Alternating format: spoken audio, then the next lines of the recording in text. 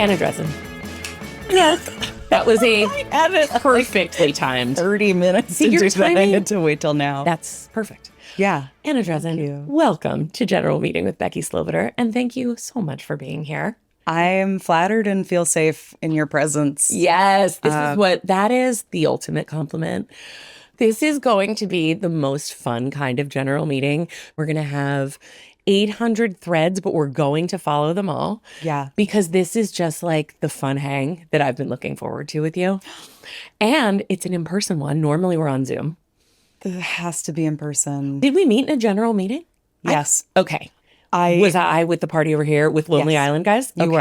You were. And I was visiting LA, like on hiatus between SNL chunks. Then I'd get to the meetings and they'd be like, so why are you out here? It's funny. The notion of like how general meetings can go often has come up a lot in these episodes so far. And I imagine they will continue to, because it's a real fucking mixed bag. Have you had some horrible ones? If I have, it's because I felt uncomfortable and like outside my body, and like something about a general, when I go in, I'm like, it feels like meeting with a new therapist. It feels like you're face to face with all the things you wish were different about yourself. And it's like, that's actually not the way that generals are supposed to go. No. They're supposed to be like picture a movie about Hollywood and it's like schmoozy and like we're chatting and who do you know? And I was treating generals like depositions where I had to like explain everything that I had done and like here are the reasons why I haven't done the things that I'm capable of. It's Isn't it that's crazy? Not what they like to hear. It's also, I think that's incredibly female, and I couldn't relate more, right? Yeah. Like the dudes who go in and are like, what's up? I feel this way even now doing this podcast. It's it's unbelievably vulnerable because I've never done this before, but it's also never been like on camera or public facing in any way. I'm semi in denial that is what this is. But I'm also like almost trying to like justify my place. Like I'm worth taking up your time. And like that's only occurring to me as we continue doing it. Like it's so baked in to who I am as a human and as a woman in the world. 1000%. I've been saying like, it used to make me annoyed that like, oh yeah, men go in and they're just confident. Now I'm like, that's actually beautiful. How do you do that? Yes. Like I really do think that the Writers Guild should have, whenever they have workshops about like pitch to screen, I'm like, for sure, can you teach me how to be delusional? Like, surely, like, go in and be like, I'm awesome. I said that to a friend and she was like, do you mean confident? I was like, no, confident is healthy. I want like milkshake in my skull. This is another reason I was so excited to sit with you. You, as many people know, you were the head writer of Saturday Night Live, which is an honor held by very few. Also a super chill job that obviously was like easy and a cakewalk and like fell in your lap. Yes? It felt cool. Yeah, it was pretty cool. It was Did pretty you see me like cool. Go away in my brain? Yeah, you were like, I saw the don't know. disassociation, so I just kept vamping. Yeah. But I would love to start at the beginning, as I often do in general. If memory serves, New York, Long Island? Long Island. But you have no accent. I didn't talk in high school. Right. I didn't talk until I got I to college. didn't speak for the first 18 years of your life. Mostly listen. Right. I was one of those families where I have 300 cousins and they all live like one town away from each other. So anytime there was a family party, there was no opportunity to talk. And I am very tender on the inside, and like that, it's not the overall like thing. Yep. On Long Island, it's like holding a big Dunkin' Donuts iced tea and a bunch of car keys jingling and just screaming a conversation across a parking lot is like... I love it so much. What town are you from? Massapequa. Okay, that's so funny. This came up on an earlier episode, just my obsession with Friends. Yes. And there is an episode called The One in Massapequa, which is one of my absolute favorites. I forgot that that's an episode. It's an episode because they're there for an anniversary party for Ross and Monica's parent. It's a whole thing. But anyway, But Massapequa, I've never been to it. I know nothing about it other than this Friends episode, and Anna Drezen is from there. Like, that's it. Okay, so born and raised in Massapequa, and then where did you go to college? I went to NYU during the improv boom of the mid 2000s. Oh, a heady time. Oh, yeah. We were zip, we were zap. Did you always know you wanted to be a writer, a performer, a stand-up, something in the arts? I kind of wanted to, up until like I was maybe 18 years old, I was like, I'll be a vet and a ballerina and an actress. Like I was like, I have to do all. Yes, you love animals, but yes, like I don't need to choose. I'm just interested in a lot of things. Yeah. And adults would be like, it's too hard to have more than one job. And I'd be like, I don't understand what you're saying. I would just get home from being a vet and then I'm on the stage. What do you mean? Like, so like I was 20 years old being like, why can't? I thought I was going to be a translator at the UN and I spoke one language. Like I was so green when I got to school. That's amazing. So then did NYU not focus you? Maybe that's the wrong word. But did you just find your people in that way? Yeah, I got onto an improv team my first month there. And then that was like a signed friendship, which was really great. Was working at Saturday Night Live even a glint in your eye at that point? No. There were other people who cared and knew more about sketch than I did. So I just, as soon as I got to school, I was like, those are the people who are allowed to think about it and want it. Yes. Yes. It's actually a violation for me to think that I would go there. Like, how dare I? Well, yeah. Yeah, totally. I don't loudly talk about it at parties. No, but that's because you're classy. So you joined this improv team. You're a month into college. So you've basically just started. And then does that carry you through completely to graduation? Are you performing? Yeah. In like clubs around the city? Said a girl who did not go to college in New York City. And so I think that's the lingo. That was great. Thank you so much. You don't say New York City, you say the city. I got it. Is it like that in Philly too? Oh my God. The city? Do we have enough time for me to tell you? No, we would say Center City if we were going, City, okay. or downtown. Downtown. Which is downtown. Okay, my friend lives in West Philly near Born and raised. University. Yes. Oh, really? No. That's a line from The Fresh Prince of Bel-Air. Yes. No. Sorry, I'm so 21. I don't know what that is. I'll wrap it for you. Yeah. Does he or she work at Penn? No, she is. They live near, because University of Pennsylvania is in West Philadelphia. I forget why she moved there, but she's she has great taste and she's brilliant. She it's the only place anyone should ever live. I don't like her. I didn't pay you to say that, but I might have paid you to say that. It's fucked up. Anytime I go there, I have to like keep my eyes on the sidewalk. I'm like, I can't know that you had your neighborhood your landlord brought you a box of new with tags baby clothes. Like new with tags. Sorted by 0 to 3, 3 to 6, 6 to 9. And probably also like bought you a coffee. Well, 1000%. Yeah. Came over with mango lassies from like the I was like, this can't be something I know about. Especially now because you've lived in New York and now you've lived in LA for a while. So you really know about like the isolation and the like, we're all just in our cars or our houses. There is no communal experience for the most part. Yeah. And in Philly, what's up?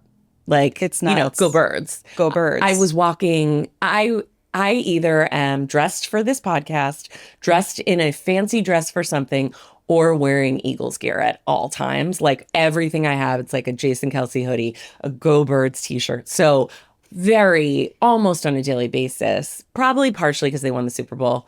No big deal. But also so long ago. This year.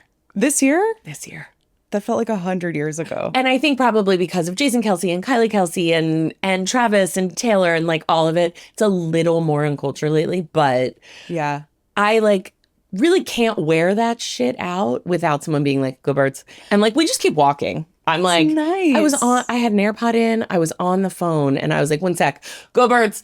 And just like kept walking. Like, cause that's how we do it. I do love a tangent that went right into Philly. So you will not stay on topic. I will fight you the whole way. Yes. Best of luck to anyone listening to this episode. It's not going to happen. It's not. So Oh, the city. NYU. Yes. We would You're performing at clubs? Yeah, I was doing UCB classes at the same time and sort of quietly watching like people like Darcy Carden talk to other people, just like standing watching, being like, I'm part of it. 100%. Was Reductress your first gig right out of college? Well, Reductress it started like, it was Beth Newell and Sarah Pappalardo started it. And then it wasn't really a paying thing for so long. It was like, as if you were working on a sketch show with just friends, you'd put it up. Like we would meet at either people's apartments or the Whole Foods Cafe on Houston Street and just be like, I have an idea for this. And then like you'd write it. And then they got a book deal, I think in 2014. And because I worked as a concierge in a hotel out of college. And that inspired How May I Hate You? Yes. Yes. Oh my God. So good. If you had a Tumblr in 2013, they just gave you a book. Was which it I really? won't touch. What a time. I can't read my own book. Really? I just can't read books. Right. That's Right. not The in Audible? line. Would that do it for you? No, that's no. worse. It just touching a book is not in line with my goals. Okay. I'm not reading anymore. It's just, yeah. You know I'm not what? doing it. When we get to the last look section of what is your favorite book of all time or something you've read lately, obviously we're not going to go to the something you've read lately. Pass. Yeah. No, exactly. I do read the audiobooks. Catcher in the Rye. Yeah. Cool. That's- So, okay. Take me back. We're weaving all over, but when do you first like get up on stage by yourself in a club? Of like, I'm going to do a set. Yeah, I think it was like after years of doing improv where to practice it, you had to rent practice space and pay a coach and like get 8 people in the same room and like coordinate schedules. And that was just not, I was like, I want to be on stage performing all the time. And I just started doing open mics, which in New York, there's a million. Yeah. And that was great. And then I started running my own shows and just during that time doing stand-up, doing UCB stuff, started at Reductress while doing different day jobs. I also did background work for a while. I was like I joined SAG because I was like one of those background people Which who would like know each other and totally. yeah. And did you find that was, you could semi-pay the bills that way while also having a little bit of downtime between takes, between setups to write? That was the idea. I don't know that anyone's ever actually written at their day job. Yeah, I'd like bring my laptop and then be like, we're not allowed to use the outlets because the second A will yell at us. Of course. Or the second. But that's how I learned about how sets work, which was great. By the way, exactly. You get all that experience ahead of, because I often find with writing, depending on your path, you may have little to no set experience by the time you run the show. That's pretty wild. Yeah. Okay. So you were very comfortable on a set, familiar with the set. So then so Reductress really takes off and you start, is that sort of the first place you like make your name? I guess so. Yeah. It was my first paid writing gig, I think. And did that do so much for your confidence? Yeah, I couldn't believe that I was allowed to work on something cool that I thought was funny. Yeah. And that was great. We were in like a WeWork type space. It was a room that was for one person and there were like up to 5 of us there at any given time. Just so like, New York. It was so funny to be like, okay, I'm going to write the article about how women shove themselves into small spaces while we're like... Are you like, one sec? Sorry. Just exactly. Just an echo chamber of sorry over and over. Do you then go right to SNL? No, I worked at Reductress for a while and then got approached by the folks over at Cracked. They were expanding. They hired me as an editor and I couldn't, it was like the first job I'd had with like a benefits package. I was just going to say. I almost wept. I was like, I can't, I'm worried about how much money I'm making. Yeah. Are you guys sure this is right? Do you want to take some back? But yeah, so I was at Cracked for 6 months, and then like because Reductress is such a passion job, I was like really all in with it. Yeah. And then Cracked was more of like a I'm working here job that I was able to actually apply myself and so there was a good aspect of that, like being not, I don't want to say less passionate, but that it was not quite as grassroots, right? Yeah. So then SNL? Yeah. Yeah. And is that at that point, even though it was not like the dream when you were a child necessarily, is that sort of what you feel you're working toward? Like you get on this path, Reductress, Cracked, it's the next organic, logical step in some ways? Not at all. Okay. No, again, still like, well, there's people who teach sketch at UCB and it's their turn first, and I'll wait until all of them have worked there. So then how did it come about? So July 15th is the time that SNL packets are due every year. And I was just like participating in that the way that like herd animals will like run with each other. It was like, okay, I'll do that. This similar with like a Daily Show packets out, or like Corden is hiring. Yeah. That you just kind of like run along with people because that's what you're supposed to do. Totally. Are you represented at this point? No. Okay. I met my first agent, Anna Weinstein, at a softball game. Okay. Yes. I remember. I was like 1 week sober, and I was like, I think I applied to SNL, and they're interviewing me. She was like, who's your agent? I was like, you? I don't know. You. Sound good? She was like, uh-huh. Amazing. She was at WME at the time? She was at APA. Okay. Oh, yeah. And then I came on with her and Amanda Cohen, who's still my agent. Yeah. Oh, that's right. Oh, yeah. Amazing. Love her. Yeah. So, okay. So you're submitting packets. Yeah. And you get, I actually, even though I know so many people who have worked there, I don't know exactly how this process works. Do you get a call back, essentially?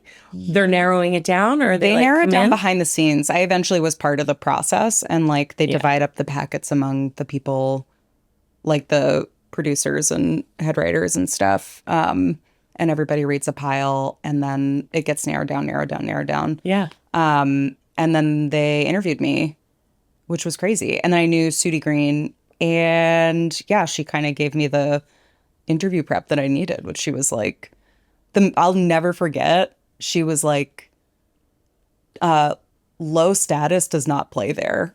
Don't come in and be like, oh, I don't know, I'm okay. Like, don't be self-deprecating. It's not just a bunch, like 100 improvisers drinking keg foam deciding amongst themselves that which one of us was going to get employed. It was like, this is now a job, and people are going to be paying you to do a job. Yeah. And this is also the big time, right? Like SNL, I'm fascinated by SNL for so many reasons, and I love it so much, but it is one of one. Like there is no, you can do Coke or Pepsi. Like there's just no comparison. SNL is SNL. Yeah. It's like, I was listening to your interview from 2020. You talked about, but you worked at the White House, and I feel like it's similar. Where like, yeah, there's like working at the governor's office, and like there's stuff that's like functionally the same, but like there are these things that are just Ronald McDonald, Mickey Mouse. Like it's just the iconic. Yeah, you say the name of where you work, and everyone goes, ah. Yeah, 100%. And probably, and I can't remember if I told this story on that podcast, but when I worked at the White House, the copy machine would break one out of every, I don't know, once a month. Great. And I was like, even at the fucking White House, the copy machine breaks, right? Like everyone puts their pants on one leg at a time. And SNL behind the scenes, and I've been to the show now a number of times, and like even just like seeing the hallways, seeing the little offices, like all of the stuff. Like again, everyone's just a person too. It's so beige. Yeah, it's exactly. The light beige flags. It was tough too, because like when I got hired there, I was so starstruck by everything. Yeah, like if I tried to ground myself and be like, just feel the chair, feel the floor, I'd be like, the floor is famous. This totally. floor. Do you know who walked on this floor? Literally, it would be like, you know that's literally Chris Farley's desk, right? Holy like shit. That doesn't help me at all. No, that actually hurts. It was great because like when I actually got the job, I was like, this doesn't seem right.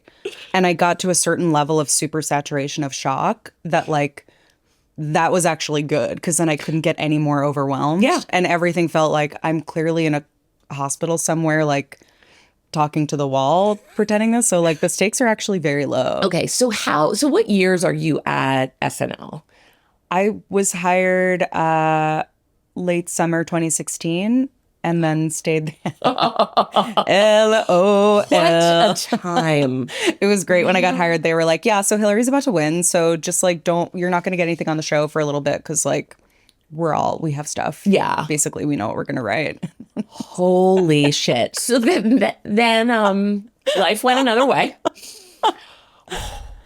It was awesome. It was great. But I had like a real fallow period where like I was getting stuff on the first chunk of shows that I was hired. And then for like almost the rest of the year, I didn't get much on that was mine. Like it would go to dress and get cut, which is for me just as good. I kept like a spreadsheet of like went to air, went to dress, funny at table not picked. And it's like color coded. You bet. I see you. Anybody use Trello? I have a Trello board.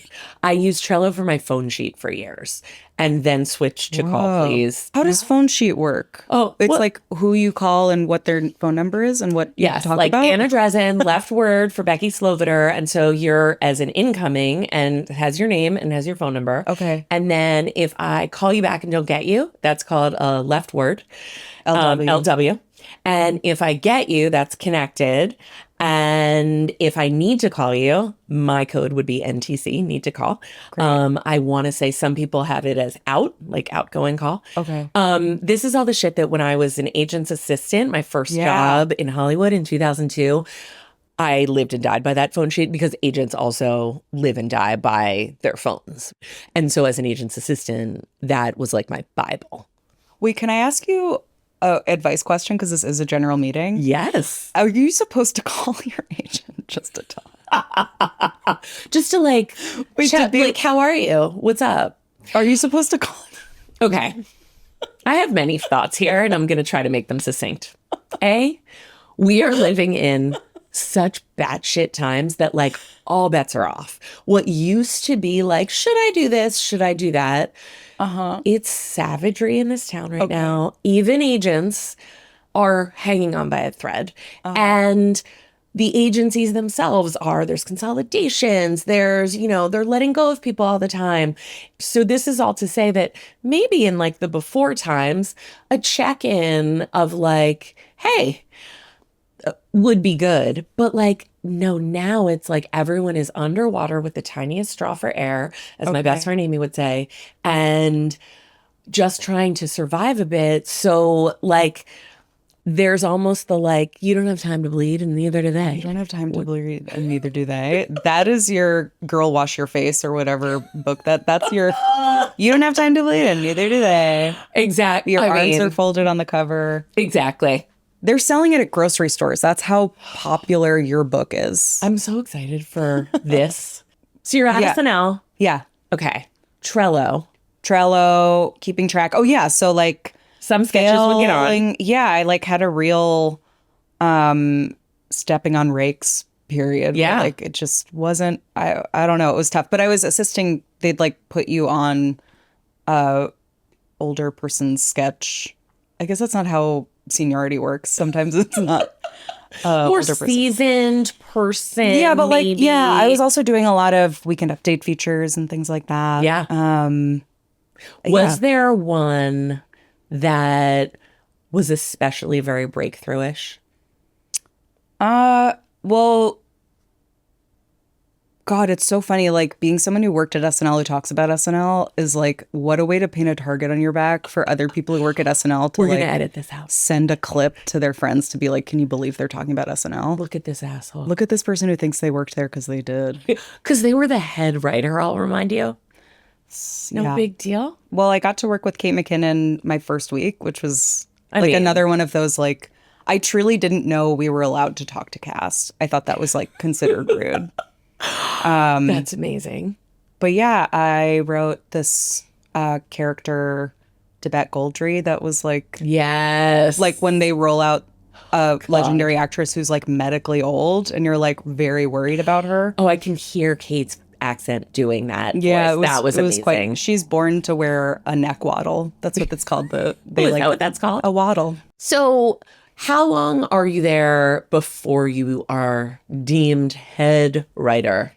What an asshole that I keep bringing this up. I got promoted in the middle of 2020. Just like, oh my God. Oh my God. Okay. So talk about like major life events the happening. worst thing that could have happened. Right. You get sober, you get a dog, you get on SNL. Cool. Yeah. Pandemic 2020. Are you with your husband at this point, by the way? Yeah, we were together. I came out to LA to pitch Praise Petey March 12th of 2020. Stop it. So then I ended up being out here for 5 months with like 3 shirts and a sweater and my dog, which was great. Thank God. But yeah, I had roommates when I was working at SNL as like a writing supervisor. Let me back you up one sec. Were you on a plane on March 12th? I was at the airport and my manager called me and was like, I just got off a call with like old rich men. And basically, if you're going, you need to understand you might be there for a long time. And I was like, oh, okay. I have such a clear memory of March 11th was a Wednesday. I had lunch and ran into a couple people and we were all like, hey, this is weird. But LOL. I had a general with Haskins and Halpern. What up, guys? Oh my we God. all still joke about like we remember our last general in person and we cut it short because we were like, we should probably get the fuck out of here, right? Like this is weird. And we were all like it's all we could talk about was the pandemic. My dogs were alive at the time. One of them was diabetic. I get off the exit to go to Target to pick up her insulin and pick up an extra, speaking of vets, I'm like on the phone with the vet on the ride. Like, I think I should probably get an extra vial while I'm there. Cause like, we don't know what this is. Well, it's like hurricane prep. 100%, except nothing like we'd ever experienced before. And I get off the exit, I look at my phone, and my mom and my husband have texted me at the exact same time, and it says the exact same thing in all caps. Tom Hanks has COVID. And that felt like the end of the world. So it's like 6 p.m. on March 11th. I get the insulin, I get home, and our kids go to public school, and the private schools and the Ivy League schools were closing down. But the public schools were still going to be open. Rich people knew more. And I literally said, I said to my husband, I was like, we're keeping him home tomorrow. If the private schools and the Ivy Leagues are down, Yeah. I'm 2 days ahead of this at most. Like, Yeah. we're keeping them home. That's wild. And I remember it almost felt fake. Like we were in this suspended reality. Like we stayed home that day and like cleaned the garage. I was like, this is kind of cool that we're like, we have a little downtime and the kids are on their iPads and like, who cares? Yeah, it felt like heat lightning power outage. Yeah. And remember the power outage of 2003? Oh no, you were probably out here then. I was. Me and my friend dressed up like Jack Sparrow and walked around the neighborhood and went back and ate all the ice cream in her house. And I was like, I've never felt so good in my life. Right? Like, because this is going to go to waste. So, and this is who we are. It felt like, it felt like pre-hurricane, like, there's something cozy and summer campy about it. Yeah. Until that moment where I'm like, are we ever going to leave our houses again? So you got on a plane. So I proactively canceled the pitches because I was like, guys, this is why I need to be delusional. I was like, I don't want them worrying about the meeting with me. I want them to focus on their children and elderly parents that they're probably taking care of. I'm trying to remember. There were 9 animation buyers at the time. Oh, and I had those 5. Hilarious. And then I had 5 scheduled. And Freeform, I already knew wanted to buy it because Dustin Davis at Bandera used to work at ABC and we're pitching to that. So it was like, And then Amanda Cohen like had worked with Dustin when he was at WME or when, I can't remember. They had worked together. But and Quibi was one of them. Remember Quibi. It's so funny. We were like, I guess now everything's going to be quick bites. Totally. Once like a week had gone by, we rescheduled with whoever was willing to reschedule, and Freeform was the only one that rescheduled. So Freeform buys it. Yeah. Is Annie attached at the time? The amazing Annie Murphy? Yes. Who I gotta get on this couch. I don't know when she's going to be in LA next, but I'm going to handcuff her to this couch when she gets here. It's like one of those, I wish she lived here, but also because you love someone, you're glad they live in Canada. Like, that's so cool. I remember texting her, after the election, and I was like, you got a guest room? Because I might need a place to live. I like any millennial cringe liberal. I did look up what I was like, well, what would it look like to move? We all say move to Canada. You have to take an exam that says that you're certified to speak English or French. And then you have to. True? Yes. You went further than I did. This is Googling, and then I looked up the next time you can take a test that says that you can speak English, and it was booked 8 months in advance. I was like, oh, okay. Well, never mind. Well, I tried. Yeah, exactly. I didn't really. No, not really. Exactly. Yeah, so Annie was attached and went to Freeform. We had a deck with key art and the animation is so good. Thank you. Oh, yeah, we had really great, talented people through Shadow Machine. Yeah, we had the most talented artists and cool, hip young people who'd worked on the best shows. And the most incredible cast. I mean, let's take a minute. Annie Murphy can do no wrong and is perfect in every way. She's great. And coming off of being Alexis Rose, which is such an iconic character from Schitt's Creek, her voice is very notable also. I just think the character of Petey was so well defined and so unique and so specific, and she was note perfect doing it. She rocked. She's the greatest. She was great. John Cho, can we take a minute? God, I remember he is so multifaceted and can do anything, and it I knew it was going to be him, but then it didn't quite sound like him at first because he's doing a little bit of a cowboy thing. Mm-hmm. He's a rugged cowboy. Oh, he's amazing. Handsome cowboy is, I think, a part of a brain that a lot of men can slip into that they don't know is there. And it's very nice. Hot. He's like a movie star. It was totally great. Incredible. Him and Annie and Baranski. Can we say Baranski also? That was so awesome. Were you pinching yourself? I was so nervous. It really felt like there were certain stars at SNL, when Tom Hanks hosted. Yeah. It felt like meeting the Pope. Totally. And it was a similar feeling with her where I was like, this is Mother Teresa. Nobody's I'm standing in a line of old Catholic women holding her hand was how I felt. Stephen Root, who can do anything. The best, and would tee himself up for other takes and oh my God. Just so funny and kind and complimentary of the material. He's amazing. Jillian Bell is close with him. He was on Idiot Sitter. I didn't know that. Yeah, he played her father on Idiot Sitter. And when we were working together on something, she was like, maybe Stephen Root for this. The man can do anything and is also the nicest human being alive. He's great. The best. And he's Milton from Office Space. So he's, he is. Forever. Yeah. We also didn't know that the character was insane until we recorded him for the first time. He voiced a cult leader who's Petey's dad, and she's inheriting the cult and trying to girl bossify it, make it an ethical cult. Mm-hmm. And he leaves her tapes. And I had pictured him as kind of spirals in his eyes, debonair, real kooky. Or no, he can hypnotize you and soothe you and lull you into a state of believing him. Yep. And Stephen Root was like, we were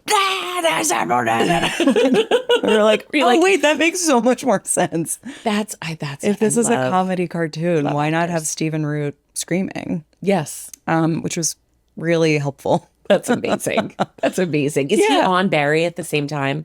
I'm so bad with... Well, there were such big gaps between true. Barry seasons, so it's hard to know. But yeah, I guess so. It must have been around season 3. But yes, we made this show. It was... Freeform was developing 3-ish other animated shows to share an animated block leading into Family Guy. Yep. Because they had just gotten Family Guy and Simpsons syndication. Okay. And so they were planning a Freeform girl cartoon block. Yep. And then they didn't pick up any of those shows. And it was just my show sharing a block with itself. It came out right after, during the writer's strike, 2 weeks after the actors went on strike. And I was sharing an hour with myself Friday nights at 10 p.m. in July, and my lead-in was Family Guy, and my lead-out was The 700 Club. So you're set up to win, you mean? It's actually, anytime people are like, it's such a shame that Hulu took it off. That sucks. I was like, it is a miracle that it went to air at all. And like, where I'm like, oh, I can't believe they dumped it in the middle of the summer. I'm like, it is such a joke that it was on TV. It is a prank on everyone that this went to air. Which is also, I mean, this does speak though to how skewed our viewpoints are now, because like, yes and no. It's so good. You have an incredible cast. You have an incredible voice. You were the head writer of SNL. You had amazing producers. All things are sort of in the before times. You would have had many seasons. You had the goods. And also, because everything is so fucked up and everything you just described. I mean, also, I'd forgotten that it was during 2023 that it was released. Like, I remember texting you when it wasn't coming back, and I was just bummed because it's really good. Thank you. I agree. It ended in a great way that like could have led right into another season. We've talked about working together a bunch and have tried on things because your character work is so second to none, and your jokes are so funny, but they're so smart. They're like, you're sophisticated. Thank you. You're welcome. This all feels like conspiracy theories to me. Are you able to take a compliment? Probably not. Really. Never, but also it's not anywhere. No one has seen it. So I was just going to ask you, I've seen all of it. You can buy it on iTunes. I think in Poland you can get it on Polish TV Plus or something. Like there's It's not even on Hulu because of ABC. That's what you're saying. Like they yanked it off. Yeah. This is like Made for Love being yanked off of HBO Max. Chris Miliotti's amazing show. Don't even get me started. This is What is the harm? I don't know. Thank you. But they also How much are you saving by taking this shit off the service? It's so performative. I'm so mad.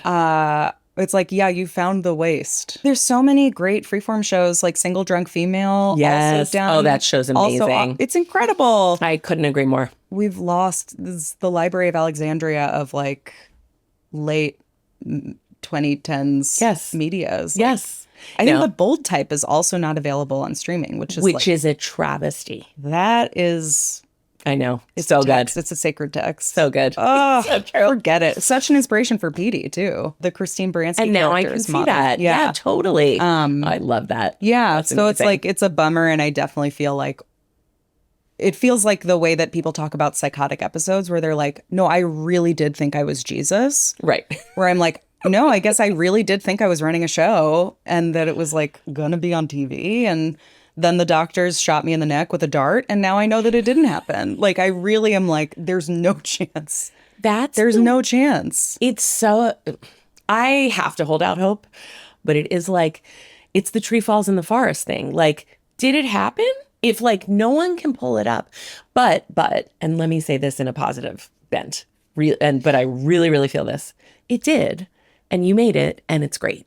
Thank you. I did learn a lot. Like, I think that's part of what's great about working at these like institutions like SNL that like leaving the job itself out of it, like learning at a job and making mistakes and getting to actually do the thing and then suck ass at it.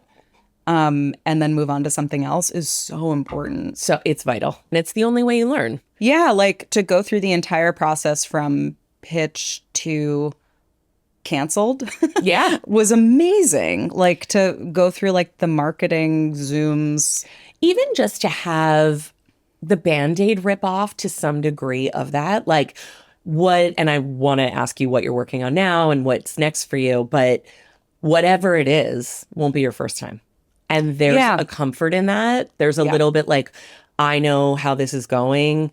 And it's all different. The recipe is different every time. But just having that familiarity your foundation's a little sturdier as you move forward. Yeah, it's true. It's the only way you can learn how to do something is humiliating yourself in front of people you respect. And then getting another chance. Totally. That's why I'm sitting here with you right now. What learning style is that? Shame? The first episode, my guest and I, Amanda Crew, talked so much I about love her. she's the greatest. And speaking of all roads lead back to Annie Murphy, also Dustin Milligan from Schitt's Creek, and he and Amanda are married, and Crew is just the greatest. But we talked so much about Brene Brown and shame and all of it. And I eventually kind of got to the place of describing this show as like I wanted it to be a little inside Hollywood, but also like a little casual therapy.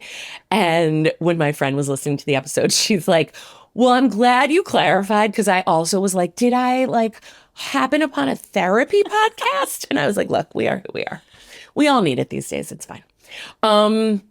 We're all ready to give a moment's notice. Good Lord. What are you working on now? What are you excited about? Because you're always, as a successful writer working in Hollywood, you're working on a million things at a time, right? You're developing a bunch. Yeah, it's interesting. Like I've always staffed on stuff, but like the last few months I've been able to just focus on pitches. So I'm working that hotel book. Yeah. We got the rights back and we're pitching that now, which is awesome. fun. It's a great The other times I didn't develop it. It was through like other places bought the rights because I didn't have TV credits yet. So now got it's it. like, And now they're like, ooh, we could get Anna Drezen. I don't think anyone's saying that, but I think that is 100% wrong. If you'll recall, who's we? Is it me? when and I can't even remember the name of the people involved, but I remember an agent at CA calling me last year to be like, so I think you know Anna Drezen. Do you think you could get this person's script to her to maybe supervise and yada yada? And I was like, yeah, sure. She's great. Happy to. And I remember lightly connecting dots. Again, don't remember any of the auspices because my brain is fully broken. Yeah. But yes, people are saying that. Okay. So that's so cool that all these years later, and that it's so personal and based on your experience. It's also been enough time now because I left that job in 2014. So in like 2017 when it was like, hey, it's going to get developed, I was like, I can't think about it yet because it feels like it's going to snatch me back and I'll be wearing a blazer. How may I help you? LOL. Totally. But yeah, so that, and then I'm working on stuff with a pitch with Beck Bennett and Paul Briganti. The best. So, okay. So you're working on a bunch of stuff. This is a wild time in the business. Yeah.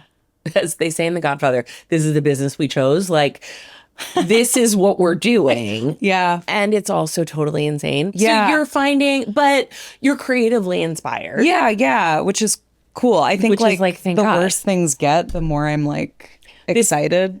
I think this actually brings us to Last Looks. It's a pop culture appreciation. I'm really like finding my way in this podcast as we go. And I'm finding that just to tie all these threads together before we jump into Last Looks, being reminded of why we do this, why we love it, and the art that really means something to us is actually like a boon to my soul lately. And I'm hoping it will be to others. And I've loved revisiting some of the suggestions or recommendations that have come up. So this leads us to, what is your favorite movie of all time? It has become like a popular favorite movie to talk about in the last 5 years, which it's really hard to share it with other people. Okay. It is 1999's The Mummy. That was my defining personality trait as a child, like as soon as it came out. My 6th grade yearbook quote is, "Have you seen The Mummy? It's the best." I'm dying.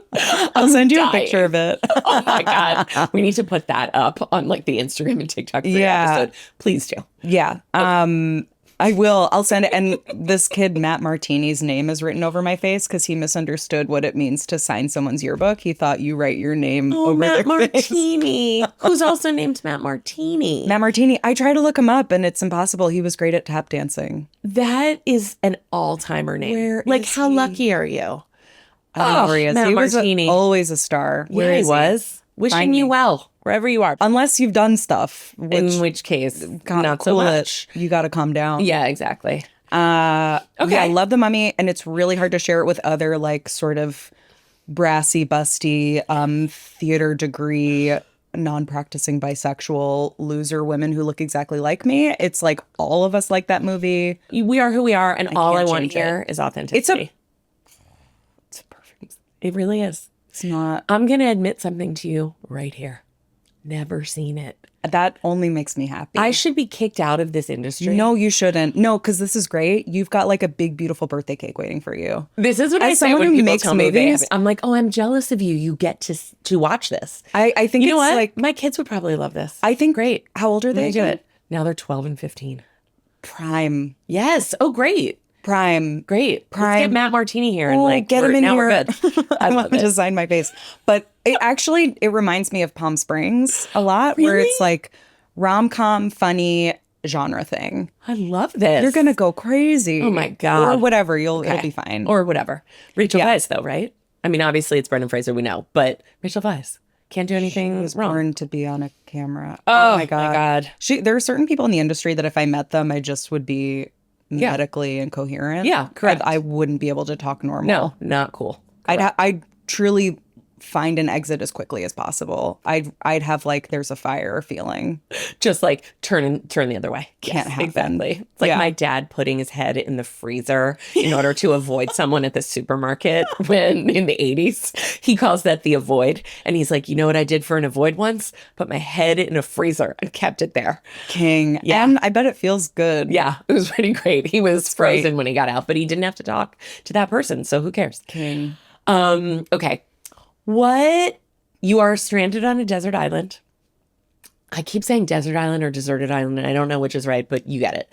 You're Yeah. stranded on a desert island. What 2 albums do you have with you to maintain your sanity until you are rescued? That is a great question. It would be Lana Del Rey, Born to Die. Yes. Really important to it's the sound of having love addiction. Like it is the sound of your brain doesn't work It's in 2012, which is like video games. Holds me in his big arms. Like I can't.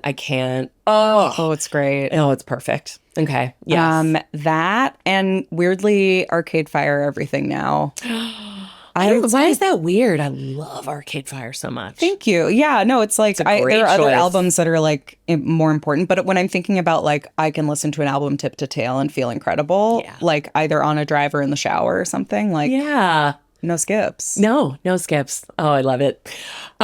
Great choices. What is either your favorite book of all time or a book you've read recently that has really stayed with you? A book I've read recently that's really stayed with me is 1953's A Night to Remember about the Titanic sinking.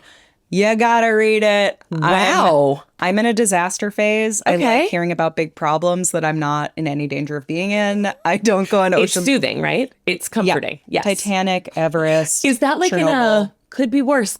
I mean, is it Yeah. like a true coping mechanism for the times we are living through? Yeah, it's like That's brilliant. It's like putting a dog in a thunder shirt. Like I get squeezed and then I take it off. Yeah, A Night to Remember by Sir Walter Lord. It is like the reason we know about the Titanic sinking is he interviewed all of these survivors. yeah. The cool thing that I didn't know until I read shit, it, I come listened back. to the audiobook. Let him go. It's fine. He is a manic pixie dream girl. I just watched it You're recently. right. He doesn't That's change fair. at all. He comes No. and dances into her life and is like, It's fair, and then It's he great. leads her into the afterlife. At the end. he doesn't No big change at all. It's deal. awesome. Oh my god. Yeah. Manic Pixie Dream Girl. He gets a DiCaprio suit forever. That's his arc. Oh, the water so- is freezing, and there aren't enough boats. There's not. But so So it was cool amazing. the cool thing about the Titanic sinking is that it was a mix of fast and slow, where it was fast enough that it was people weren't able to be rescued quickly, but it was slow enough that people knew what was going on, and there's enough corroboration between people that like it's just a Yes, fascinating like- disaster. And it happened at an age where like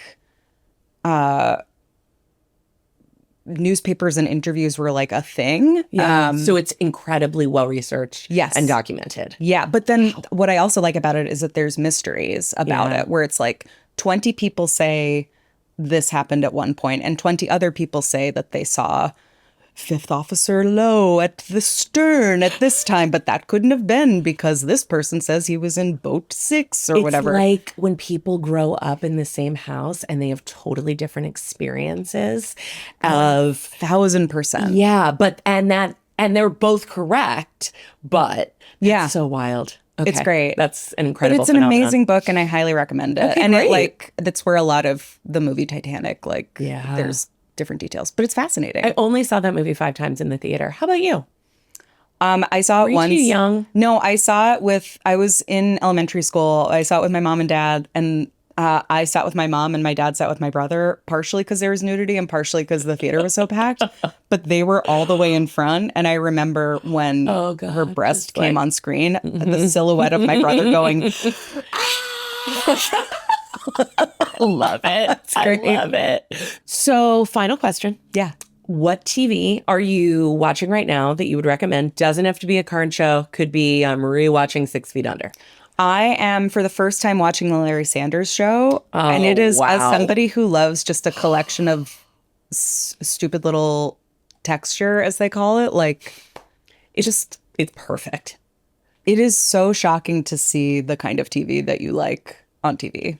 What a shock. It's great. Right? I'm discovering culture. This is what I'm saying. And it's doing something positive. It's nourishing your soul, don't you think? It's really That nice. sounds really pretentious, and I don't mean it to be. I just mean that, like, despite the insane times we are living through in this business, like, it was never easy. The statistics of, like, being able to make a career in this town were never, like, on your side. Right. But it was more possible.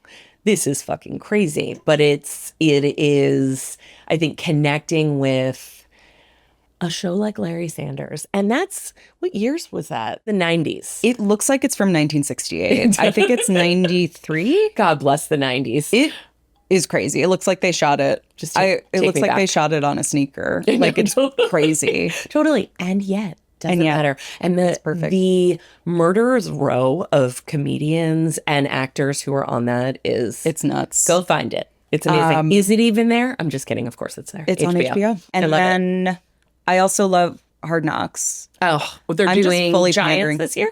They are No, wait, doing Cowboys? Bills. Bills. Buffalo That's Bills. right. No. Are you a big football person or you just love Hard Knocks? I've gotten really into football through Hard Knocks because Hard Yes. Knocks to me is the most, I love is Hard the Knocks. closest to SNL I've ever seen.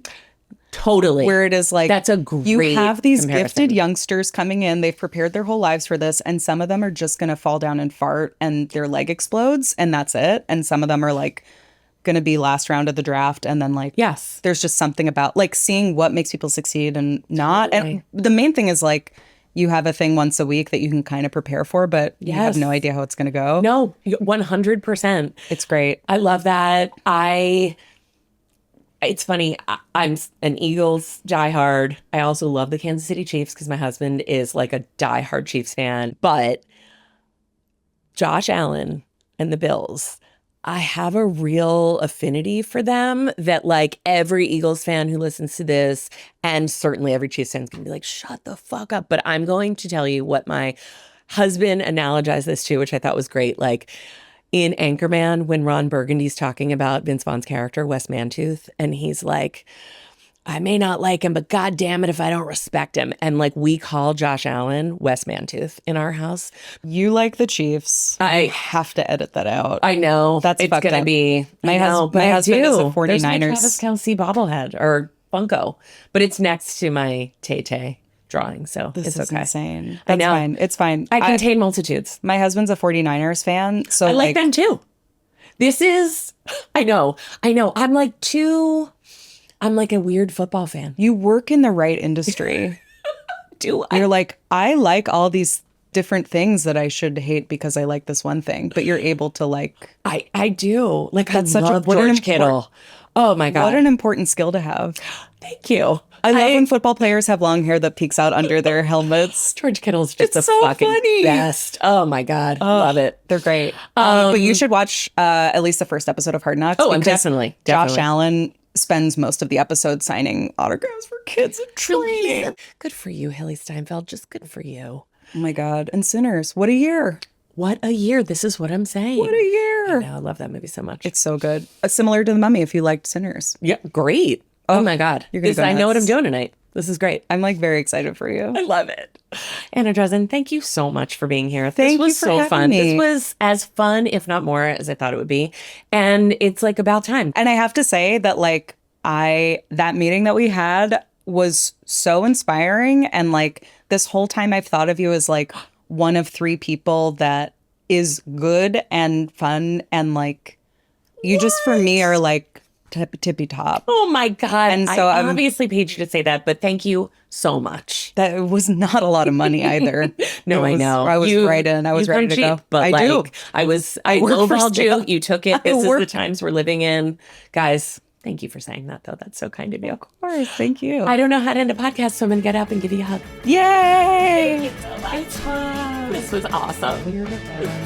General Meeting with Becky Sloviter is hosted and executive produced by me, Becky Sloviter. Our editor is Jay Rothman. Our audio engineer is Hector Fernandez. Our director of photography is Dylan Mortensen. Our tech producer is Griffin Davis. Theme music by Jay Rothman. Special thanks to Jocelyn Falk, Megan Monaco Gilwitt, and Haley Rosenthal. If you're enjoying this podcast, I would be so appreciative if you would subscribe or follow it or whatever the correct wording might be. All of our episodes are on video as well, so please visit our YouTube channel, if you dare, at General Meeting Pod. You can follow us on Instagram at General Meeting Pod or TikTok at General Meeting Pod. And there's more info on our website, generalmeetingpod.com. Thank you, and most importantly, go Birds.